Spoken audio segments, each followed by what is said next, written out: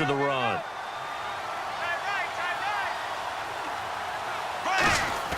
Now a play fake here on first down. To the right side here, the tight end Thomas. And he gets this inside the 35-yard line. Almost not fair. The big guy running the corner route, being able to lean and push and get to where he wants. So how do you stop it? A lot of times you want to have a linebacker on him, a bigger body guy who can handle him physically. But a lot of times that doesn't work as well because his quickness often wins the route. And some extras coming up on the line here, ready for the blitz. They'll run with Ivory. And he is met at the line of scrimmage, and he goes down right there. No gain on the play there, second down.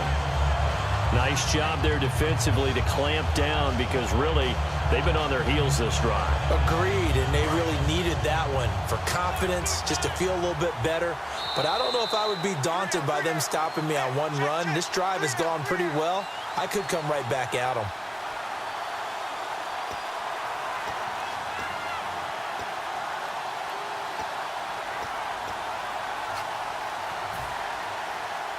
So they're still at the original line of scrimmage here. Second down and 10.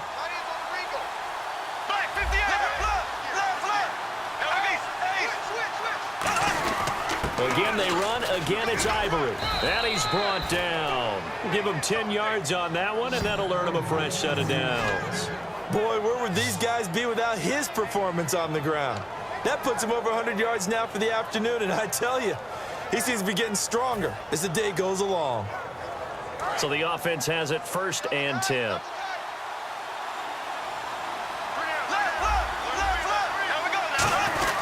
Carry number 10 now for Ivory. And a short gain here down to the 22. Just a yard on the pickup there, and it'll bring up a 2nd and 9. The best defensive linemen, they play with great leverage so they can get low and not get bowled over by offensive linemen. They have excellent hands. They can throw people off on a play. We just saw a great example of a really good run stop by a guy playing the defense. And, oh, a crusher there as it's intercepted. A great read, and it's picked off. And his guys are going to take over at the 21-yard line. Out onto the field comes New Orleans. They have the lead. Still a one-possession game, but the defense got to stop. They've got the football now. Just salted away, right? Exactly. That's all the defense is counting on from their offense. They did their job in a big way. You know they're over on the sidelines now starting to take their tape off, and, hey, we've done this thing. The offense has to put it away, and that means ball security. Absolutely. Stranger things have happened. That's a good play by the guys on the defensive side of the ball. Held them to a gain of 2. And that changes the playbook a little bit now for the guy calling plays. 2nd and 8. Now he's got to probably think about going to the air instead of maybe staying. And now the Jags defense deciding to call a timeout. It's just their first. They've got 2 more to use here in the final stages. 8 yards to go here on 2nd down. They come out here in the eye. Breeze gives it up to Ingram. And his rough afternoon continues. He's going nowhere again. And now the Jags going to signal for another timeout. That'll leave them with just 1 remaining in this 4th quarter of play.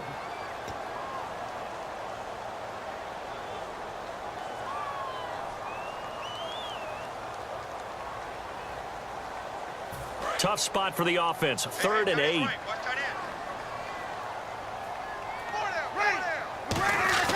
To throw is Breeze. He's just going to dump this one off to his fullback out of the backfield. Call it a pickup of 7, and that's going to make it 4th down. I think we need to come up with a different name for this position. We keep calling it the fullback position. That doesn't necessarily mean it's a fullback, but we know this. Whoever's coming out of that spot is usually bigger and stronger, and they may not run away from people, but they'll run through them. Yeah, able to shed tacklers. We saw it right there. He gets this one away, and boy, it's another boomer. That's going to go in the books as a 55-yard punt. Well done. And it'll be Jaguar football as they take over deep in their own territory.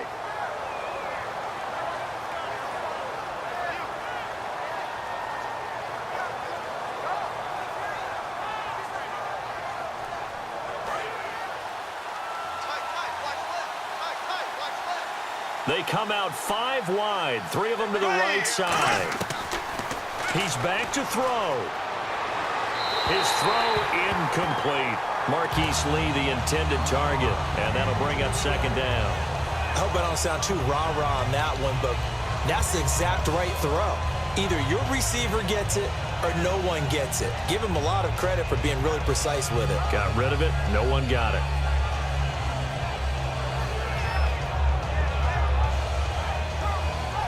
Second down here after the incomplete pass.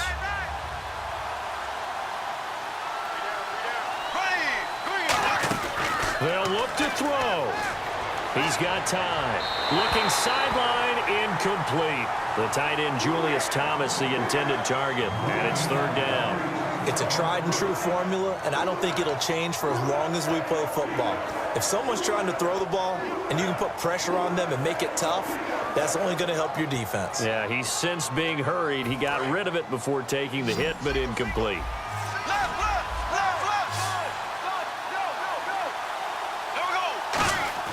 He'll look to throw. And that's complete to Lewis. And he's brought down after a good gain. They give him 27 yards on the third down conversion. Well, the advantage has certainly shifted to the defense as we began that third down play, and they found a way to foil it and pick up a first down. Third time's a charm, right? 2 incompletions. Had to have it on third, and they got it. Yeah, they stuck with it, weren't daunted at all, and picked it up. So after that big play, let's see if they can catch their defense maybe on their heels. Back to throw. Caught out left side by Robinson. And he is out of bounds on the other side of midfield. It's a gain of 14 there. And it's good enough for a Jacksonville first.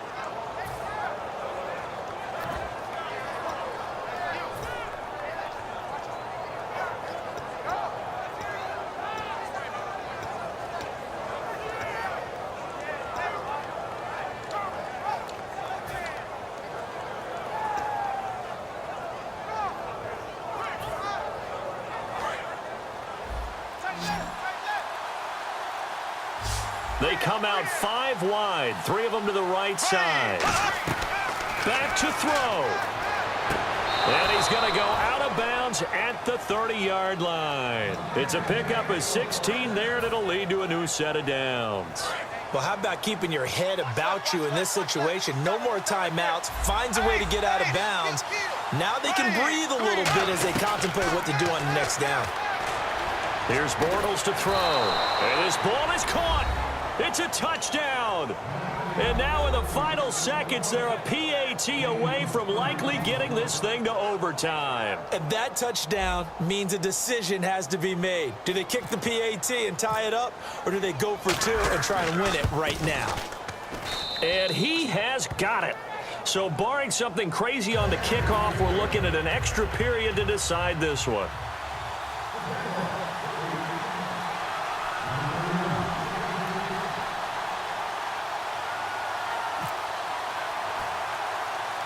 So here comes the kickoff now, all even here in this fourth quarter.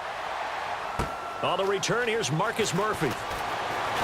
And they're going to start this drive in pretty good shape as they get it up past the 30. And now the Saints get set to trot out there. They have a little bit of time here to get into field goal range, not much. A tie game, you don't want to do anything crazy, right? I agree with you on that one. Risk-reward, okay? If you go for it, what is the absolute reward on this? But the risk is probably greater. Run the clock out, get to overtime, and try and win it there. All right, we'll see if they do just that. Throwing now is Breeze. And this is going to be intercepted. Picked off by the linebacker, Paul Posluszny. And they get the football. They'll set up shop at their own 49-yard line. And out now comes Jacksonville as they get ready to go. Tie game, probably time for one final play here. What do you do in this spot? Now you're thinking about Hail Mary. You've got to find a way to heave it all the way towards the end zone and give yourself a... This is caught inside the 15. And here in overtime, if the team that receives the ball scores a touchdown, it's over. If they don't, we can still have some more football. That's exactly right. If they go down and kick a field goal, the other team gets a possession to either match it or score a touchdown to win the ball game. If both teams kick field goals, the next team to score wins. But if the receiving team throws a pick six or fumbles the ball and it gets picked up by the defense and they score, the game is over at that point. That'll be taken in the end zone. And the decision to come out is going to cost him 5 yards with a new rule as he's taken down right at the 20-yard line. The Jags offense now gets set and heads back onto the field. They're set for their first drive here in overtime, and this is where the crowd can really become a factor. They've had to battle it all day, but I know what you're saying. In overtime, that gets doubled, doesn't it? At least, because now the crowd really wants to be involved and help their team, and that first drive can dictate the whole thing because they know if this team takes it downfield and scores a touchdown, it's game over. And it's been loud in here so far. Give them 3 on first down. It'll set up a 2nd and 7. Not a big run on the first play of the drive, but that doesn't necessarily mean it was a bad play. Sometimes you're just trying to settle in, get your guys a little bit of contact, and get things moving.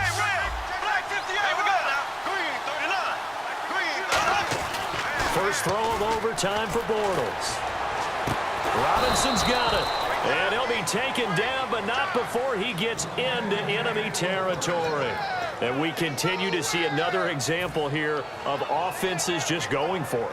And this game has really turned into a receiver's dream and a defender's nightmare because no one's being stopped throwing the ball downfield, and points are going on the board. Throwing on first down is Bortles. A dump off for Ivory. And he'll be taken down, but not before getting this inside the 30. We always talk about having to read defenses and how complicated that is. Well, this was an excellent read.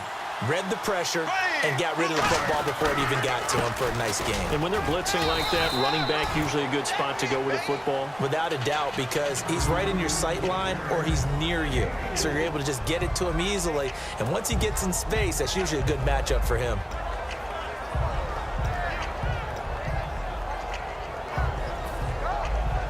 Second down to the offense in search of 6 yards.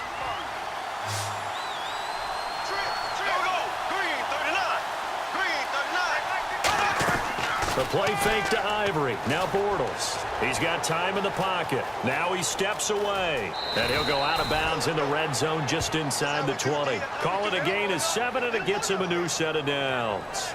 That was an excellent job of recognizing the situation. His first read wasn't there. Heck, his second read wasn't there. But he bought himself a little extra time scrambling out of the pocket, got to the sticks, and picked up the first down. Into the red zone, it's Bortles. That's caught, it's Thomas. And eventually stopped just shy of the goal line right around the 2. And on that last play there, he's over 400 yards passing now. And you know what that generally means? Success. That, and it means you really didn't miss opportunities. Usually very accurate. The ball's getting to the right place. Guys are making yardage after the catch to help you out that way. And he is in for the score.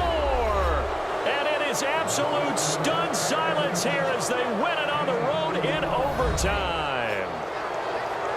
As the fans exit back out through the turnstiles, not happy looks on their faces.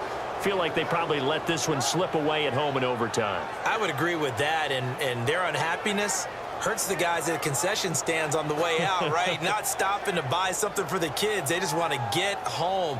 But what a dramatic way to finish this bad boy off. I mean, this game was dramatic all the way through.